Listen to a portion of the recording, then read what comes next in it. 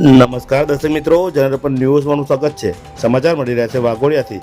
ચોરી કરી ચોરે દુકાનમાં આગ લગાડી ભાગતા સ્થાનિકોએ ચોરને સ્થળ ઉપર પકડી પાડી વાઘોડિયા પોલીસને હવાલે કર્યો।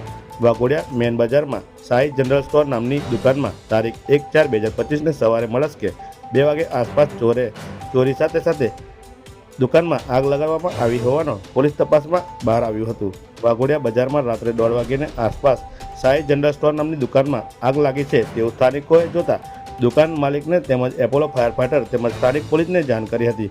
રાત્રિ દરમિયાન આગ લાગતા અનાજ કરિયાણાની ચીજવસ્તુઓ બળીને ભસ્મીભૂત બની હતી। એપોલો ફાયર ફાઈટર દ્વારા 3 કલાકની ભારે જહેમત બાદ આગ પર કાબૂ મેળવ્યો હતો।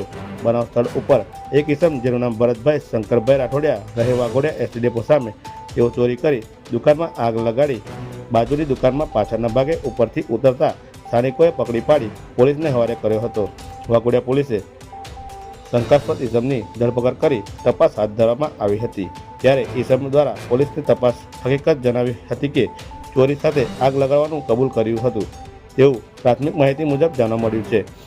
દુકાન માલિક દ્વારા અંદાજે 2600 રૂપિયા રોકડ રકમની ચોરી તેમજ 3 લાખ ઉપરાંતનું આગ લાગવાના બનાવમાં નુકસાન થયું હોવાનું જાણવા મળ્યું હતું। પોલીસ દ્વારા ચોરી કરનારને આગ લગાડનારને આરોપી ભરતભાઈ શંકરભાઈ રાઠોડિયા વિરુદ્ધ ફરિયાદ દાખલ કરી કાયદેસરની કાર્યવાહી હાથ ધરી છે। Bureau report, general news, Pankaj Vasava, Waghodia.